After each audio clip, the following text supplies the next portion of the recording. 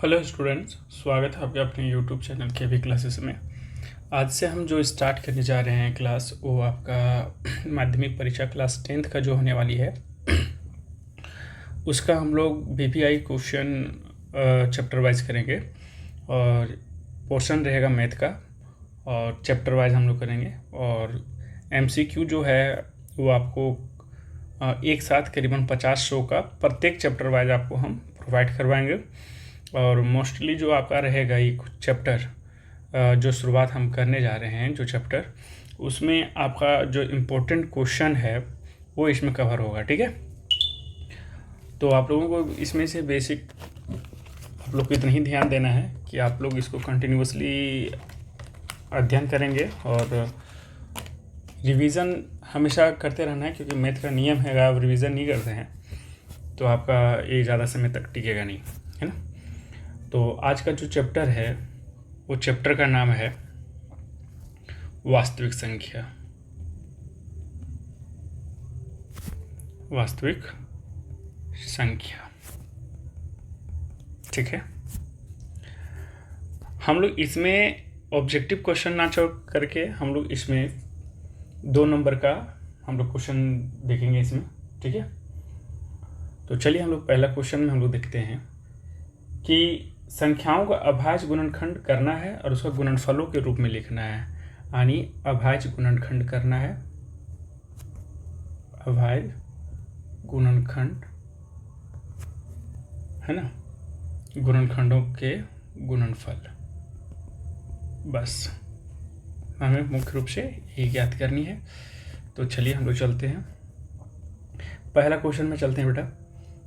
अगर मान लीजिए सपोज दैट हमारे पास क्वेश्चन एक आता है 156, तो 156 का अभाज्य गुणनखंड पहले करेंगे और उसका गुणनफलों के रूप में हम लोग लिख देंगे। तो अभाज्य गुणनखंड कैसे करते हैं, बहुत ही सरल उपाय है। हम लोग इसका लघुत्तम लेंगे तो कितना से आएगा, 2 से जाएगा। 2 सतिक 14, यहाँ से एक रेस्ट बचा हुआ चीज़ नेक्स्ट डिजिट में ऐड हो जाता है, तो यहाँ हो जाता है 16, 2 ठीक है 16। फिर 2 से चलेंगे, 2 तिया के 6, है ना, 2 तिया के 6 बचा 1, 18, 2 9 के 18।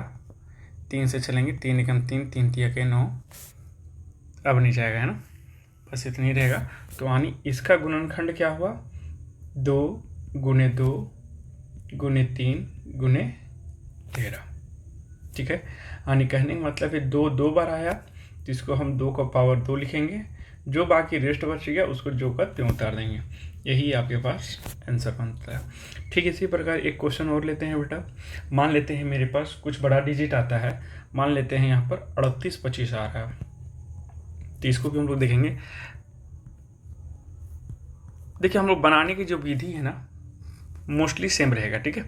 देखिए लास्ट में 5 2 से नहीं जाएगा, इसको 3 से देखते हैं। 3 एकम 3, 3 दूनी के 6 बचा 2 22, 3 7 21, 3 5 के 15, ठीक है। फिर 5 है, फिर 3 से देखते हैं। 3 चौके 12, 3 दूनी 6, 3 5 15, ठीक है। अभी भी 5 है, तो अभी हम देखते हैं 3 से जाएगा, 3 एकम 3 नहीं जाएगा, 5 से जाते हैं। 5 8 40, 5 25, फिर 5 से देखते हैं। 5 एकम 5 बचा 3 35, 5 7 के 35, 17 नहीं जाएगा, तो अब हम लिख देते हैं इसको, जो बचा सो जो मेरा गुणनखंड आया 3 × 3 × 5 × 5 × 17। देखिए 3 2 बार आया तो 3 के पावर 2 लिखेंगे। 5 2 बार आया बेटा, 5 को 2 बार लिखेंगे, जो रेस्ट जो बच गया वही हम यहाँ पर फिर लिख देंगे। क्लियर हैं आप, ये आपको समझ में आ रहा है, ठीक है। चलिए इसी प्रकार से एक और लेते हैं हम लोग, क्वेश्चन नंबर 3। क्वेश्चन नंबर 3 में एक तो कोई पोर्शन उठाते हैं, मान लेते हैं 7429। 7429 का हम लोग लेते हैं, अभाज्य गुणनखंड करते हैं 7429। देखिए ये जो है आपका 17 से जाएगा डायरेक्ट, 17 चौके 68, है ना, बचेगा 68, 69 17 71 72 73 74, 6 बचता है, 62 होता है ना। 17 तिया के 51, है ना, 62 हो रहा था, 51 बचा, 11 हुआ, 17 7 19 से चल गया। अब चलेगा ये 19 से 19 दूनी के 38 बचेगा 38, इधर 2 और इधर 3, 5 57, 19 तिया के 57, ठीक है। अब नहीं जाएगा तो यानी इसका क्या आ जाएगा 17, 19 और 23। तो हम लोग यहाँ देखेंगे कि सारे जो हैं संख्याएं एक एक डिजिट में है, कोई एक्स्ट्रा है नहीं, तो यही हमारे पास क्या हो जाएगा, यही आंसर हो जाएगा, ठीक है। चलिए एक और लास्ट क्वेश्चन देख लेते हैं। अगर मेरे पास 505 हो, ठीक है, हमारा जो होगा 505 का ठीक उसी तरह से एलसीएम लेंगे हम लोग, 5 से देंगे, 5 एकम 5, 0 0, 5 एकम 5, फिर देंगे 7 से, 7 एकम 7, बचेगा 3, होगा 30, 7 चौके 28, बचेगा 2, 7 तिया के 21, 143। अब इसको 11 से देंगे तो 11 एकम 11, बचेगा 3, 11 तिया के 33, यानी इसका अभाज्य गुणनखंड क्या आया, 5 × 7 × 11 × 13, है ना। ठीक है, आप लोगों को ये सारा पोर्शन समझ में आ गया। अगर मान लीजिए कि क्वेश्चन में ये सारे डिजिट ना दे, अगर इसके अलावा कोई अन्य डिजिट दे दे, तो आप लोगों का आपका जो है मेथड ये आपको समझ में आ गया, तो वहाँ पर कोई भी क्वेश्चन दिया जाए तो आप लोग आसानी से बना सकते हैं, ठीक है। आते हैं थोड़ा सा नेक्स्ट क्वेश्चन में। नेक्स्ट क्वेश्चन में आते हैं तो नेक्स्ट क्वेश्चन में थोड़ा सा देख लेते हैं कि क्वेश्चन टाइप क्या होता है। अगर हम मान लेते हैं क्वेश्चन नंबर 2 चलते हैं, तो क्वेश्चन नंबर 2 में अगर मान लेते हैं कि कोई संख्या हो जो दिया हो, यदि 96 बराबर 2x हो, गुना अगर करेंगे 3 का पावर y से है, तो यहाँ पर पूछेगा कि x का मान ज्ञात करना है, x का मान ज्ञात करें, ठीक है। ये आपका क्वेश्चन रहेगा, ठीक है। तो यहाँ पर हम लोग को क्या ज्ञात करना है, x का मान ज्ञात करना है, क्लियर है। चलिए इसको हम लोग ज्ञात करके देखते हैं, इसको हम लोग कैसे बनाते हैं। हम लोग सर्वप्रथम क्या करेंगे कि 96 का हम लोग क्या करेंगे, पहले हम लोग क्या करेंगे, इसका एलसीएम ले लेंगे, ठीक है। तो देखते हैं क्या क्या आता है। 2 चौके 8, 2 ठीक है 16, है ना। 2 दूनी के 4, 2 चौके 8, 12 दूनी के 24, 2 छके 12, 2 तिया के 6, ठीक है। यानी कहने का मतलब है कि मेरे पास जो 96 का जो गुणनफल आया वो क्या क्या आया, 2 के पावर 5 गुने 3 का पावर 1। यानी हम कह सकते हैं कि 2 के पावर x पूछा था और 3 का पावर y, और आपका क्वेश्चन में था कि x का मान क्या होगा। तो यहाँ ध्यान दीजिएगा, 2 x के जगह में क्या बैठ गया बेटा, यहाँ पर देखिएगा x के जगह में 5 बैठ गया, यानी x के का मान क्या हो जाएगा, x बराबर 5। क्या आपको समझ में आया क्वेश्चन? आई थिंक समझ में आ गया होगा। ठीक इसी प्रकार से एक क्वेश्चन और देख लेते हैं हम लोग, है ना। चलिए इसी तरह से एक क्वेश्चन और देख लेते हैं हम लोग। मान लेते हैं यहाँ पर से एक क्वेश्चन है एक और, यदि कोई संख्या नहीं, यदि 120 बराबर 2 के पावर x गुने 3 के पावर y गुने 5 के पावर z है, तो x बराबर क्वेश्चन मार्क, y बराबर क्वेश्चन मार्क, z बराबर क्वेश्चन मार्क, यानी हमें x y z याद करना है। ठीक है, तो हम लोग सर्वप्रथम क्या करेंगे, 120 का अभाज्य गुणनखंड निकालेंगे बेटा। हम आपको पहले ही एक क्वेश्चन बता चुके हैं, ठीक है। तो 120 का अभाज्य गुणनखंड अगर हम निकालते हैं बाबू, तो कितना आता है, 60 दूना 120 होता है, 30 दूनी के 60 होता है, 15 दूनी के 30 होता है, 3 पचे 15 होता है। यानी हम कह सकते हैं कि 120 का कितना आया, 2 के पावर 3 गुने 3 के पावर 1 गुने 5 के पावर 1। यानी हम कह सकते हैं कि 2 के पावर x पूछ रहा था, 3 के पावर y और 5 के पावर z। यानी x के जगह हम क्या बैठ गया, 3 बैठा, y के जगह हम क्या बैठा, 1 बैठा, और z की जगह हम क्या बैठा, 1 बैठा। इस तरह से हमारा x y z हमें क्या हो गया, प्राप्त हो गया। ठीक है, आते हैं ठीक इसी तरह से कोई और क्वेश्चन में। ठीक है, एक और इसी तरह से क्वेश्चन लेके चलते हैं बेटा। अगर आपको क्वेश्चन समझ में आ रही है तो चैनल को सब्सक्राइब कर सकते हैं और लाइक भी कर सकते हैं। चलिए इसी तरह का एक क्वेश्चन और चलते हैं। यदि 156 बराबर 2 के पावर x गुने 3 के पावर y गुने 13 के पावर z है तो x बराबर क्वेश्चन मार्क, y बराबर क्वेश्चन मार्क, z बराबर क्वेश्चन मार्क, यानी x y z पूछ रहा है। ठीक है, बहुत ही सरल तरीके से हम लोग चलेंगे।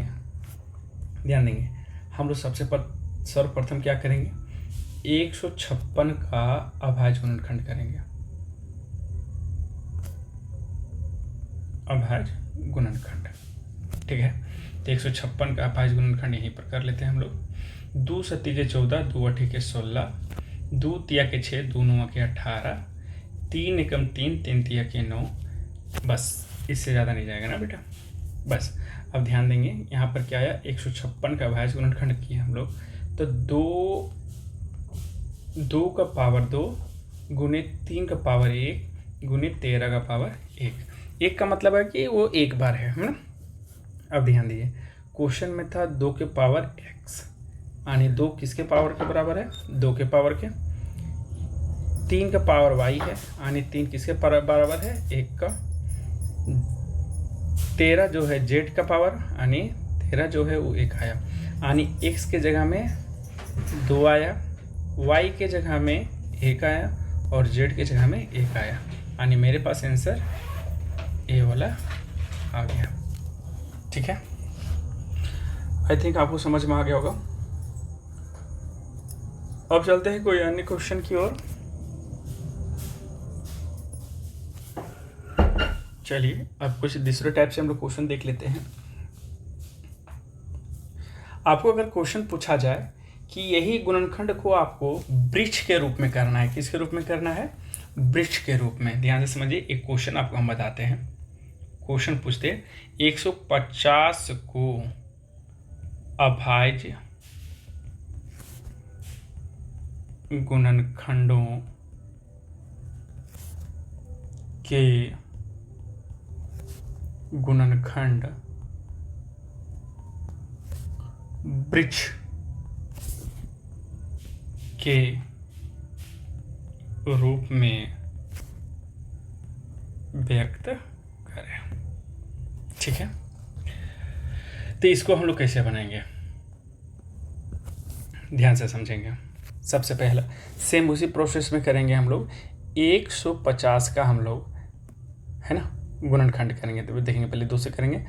2 सत्ती के 14 और 2 पचे के 10, आने ध्यान देंगे 150 था मेरा, इसका 2 गुणनखंड आया, 1 आया आपका, 2 आया, 1 आया आपका 75।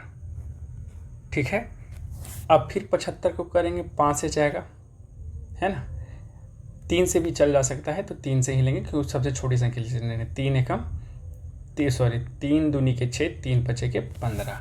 अब देखिए 75 का अब हम लोग 2 बार गुणनखंड किए, 3 आया एक बार और एक बार 25 आया। ठीक है, अब हम लोग 25 का करेंगे बेटा, 5 से चल जाएगा, 5 है 25। अब 25 का गुणनखंड आएगा 5 और 5, अब इससे ज़्यादा नहीं जा सकता है। यही आपका क्या कहलाएगा, वृक्ष के रूप का गुणनखंड। ठीक है, आई होप कि आप लोगों को समझ में आ गया होगा, है ना। तो और भी चलते हैं, और भी कुछ क्वेश्चन चलते हैं, क्योंकि हम लोग के पास समय भी नहीं है और हम लोग को ज़्यादा क्वेश्चन पूरा भी करनी है ना। तो हम लोग देखिए बहुत चीज़ है जो आप लोगों को छोटा छोटा करके हम बताते जा रहे हैं। आपको रिवीजन करना है, उसमें बहुत सारे डिजिट अलग अलग से करके, तो लास्ट में आप लोगों को हम होमवर्क भी देंगे, वो आप लोग बनाइएगा और कमेंट सेक्शन में उसका आंसर सिर्फ आप नोट डाउन करके डाल दीजिएगा। ठीक है, चलिए नेक्स्ट क्वेश्चन अब देख लेते हैं। नेक्स्ट क्वेश्चन क्या है, मान लेते हैं हमें HCF और LCM ज्ञात करना होगा। पूर्णांकों के युग्मों के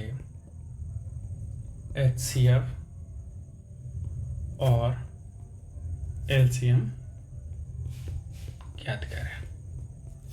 ठीक है, ध्यान देंगे कोई क्वेश्चन होगा, मान लेते हैं मेरे पास 26 और 91 सारा जो भी लेके जा रहे हैं एक्सरसाइज 1.1 का ही क्वेश्चन है, यानी एक्सरसाइज 1 का है। ठीक है, प्रश्नावली 1.1 का है, जिसमें 1.1 1.2 वगैरह जो है आपका पोर्शन जो आने वाला है वो सारा कवर कर रहे हैं हम लोग। ठीक है, यानी आप ये कह सकते हैं रिवीजन करवा दे रहे हैं एक बार फिर से आपका, जिससे आपका तैयारी मजबूत हो सके, है ना। सबसे पहले हम लोग सम ज्ञात करेंगे। देखिए यहाँ है एक 26 है और एक 91 है। हम लोग क्या करेंगे, बारी बारी दोनों का गुणनखंड करेंगे। 2 एकम 2, 2 तिया 6। ठीक है, यानी 26 का गुणनखंड मेरे पास क्या आ गया बेटा, 26 का गुणनखंड आ गया मेरे पास 2 गुने 13। ठीक है, ठीक इसी प्रकार से हम लोग 91 का भी करेंगे। तो देखिए 7 से चल जाएगा, 13 से 91। अब देखिए 13 तो जाने वाला नहीं है भाई, है ना, तो 13 नहीं जाएगा, तो हम इसको क्या करेंगे 7 गुने 13। क्लियर हो गया। तो हम लोग ध्यान रखेंगे कि HCF और LCM ध्यान से समझेंगे। पहले HCF के बारे में समझिए और LCM के बारे में समझिए। HCF क्या होता है कि अधिकतम यानी हाईएस्ट कॉमन फैक्टर होता है ना, और LCM का क्या होता है लोवेस्ट कॉमन मल्टीपल होता है।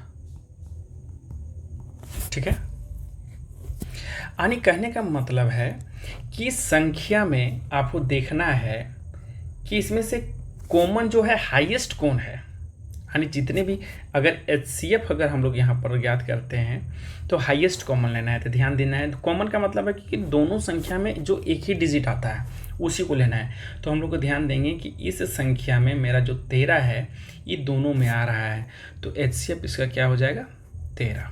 ठीक है, अब ठीक इसी प्रकार से अगर हम LCM ज्ञात करना चाहेंगे, LCM ज्ञात करना चाहेंगे तो हम LCM कैसे ज्ञात करेंगे वो देख लीजिए।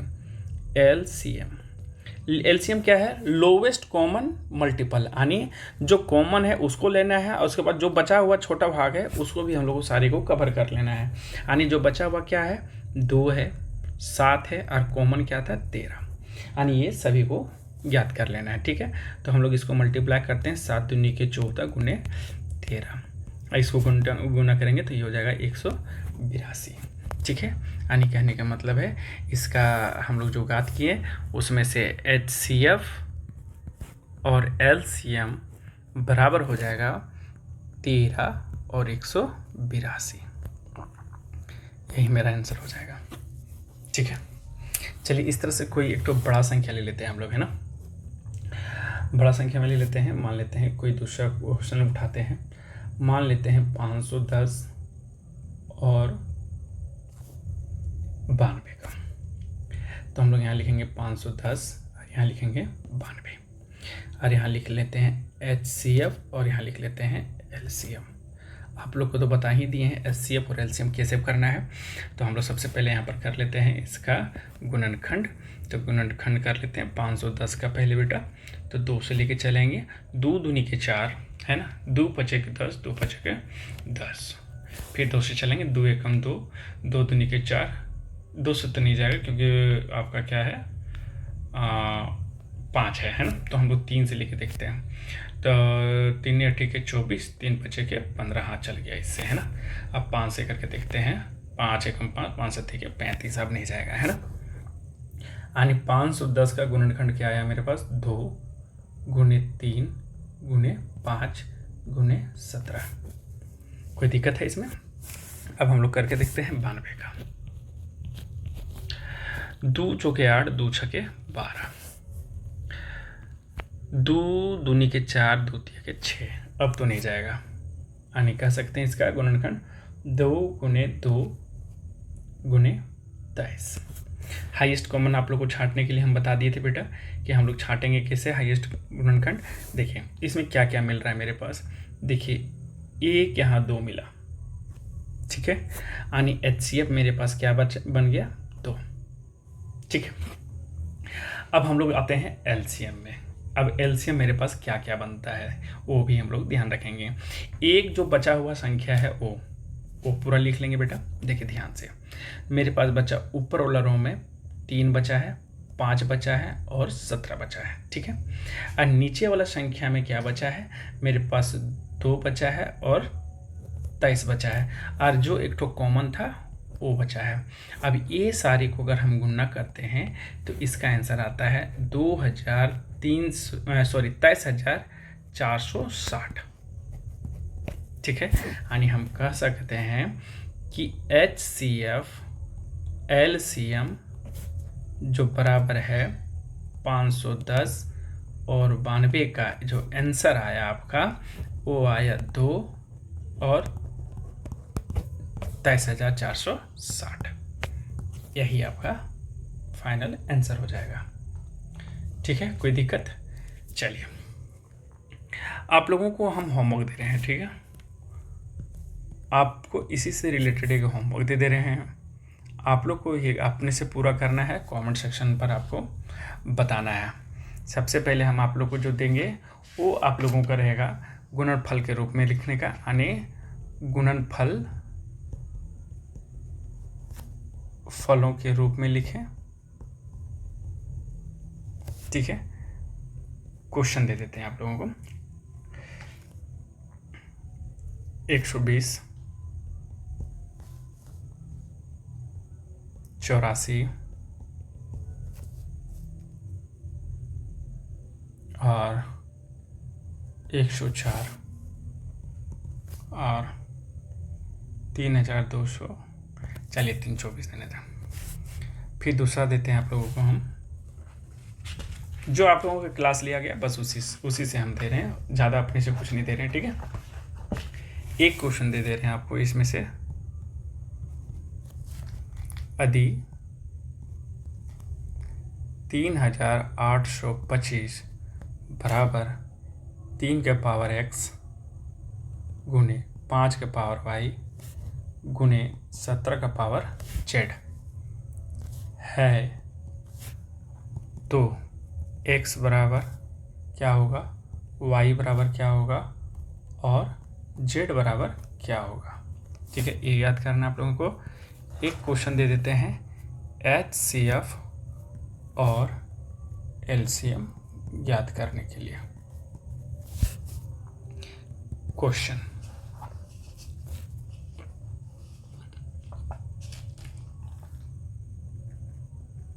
$336 और 54,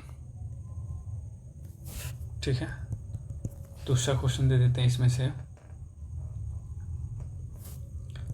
126 और 156, ये 54 है ना। चलिए ये आपका होमवर्क रहेगा, ये आप लोग याद करके आएंगे। कमेंट सेक्शन में आप इसका आंसर हमको सिर्फ फिल करके बता देंगे कि पहला का आंसर कितना आया, दूसरा का आंसर कितना आया, ठीक है। आई होप कि आप सबों को अच्छा लगा होगा। इसी तरह से हम लोग प्रयास करेंगे, आगे और भी चलेंगे। इसी का और भी आएगा अभी पोर्शन, ये इतना ही नहीं है, और भी आएंगे। अभी शॉर्ट लघु उत्तरीय प्रश्न था, यानी शॉर्ट क्वेश्चन थे। लॉन्ग आंसर में भी जाएंगे, लॉन्ग क्वेश्चन में भी जाएंगे, ठीक है। और जब ये दोनों हो जाएगा तो हम लोग MCQ चलेंगे हम लोग, उसमें से 100 या 50 क्वेश्चन के चलेंगे एक बार, ठीक है। तो आज के लिए इतना ही करते हैं, बाकी आप लोग इसको अच्छे से रीड कीजिए, और आप लोगों को सजेस्ट करते हैं कि क्वेश्चन बैंक कहीं से उठाइए और उसे बनाने की कोशिश कीजिए, ठीक है। चलिए ठीक है, अगर समझ में आया होगा तो अपने अन्य दोस्तों को भी शेयर करें, और उससे भी आप लोग सब्सक्राइब करने के लिए कहिए और लाइक करने के लिए कहिए। धन्यवाद, थैंक यू, जय श्री राम।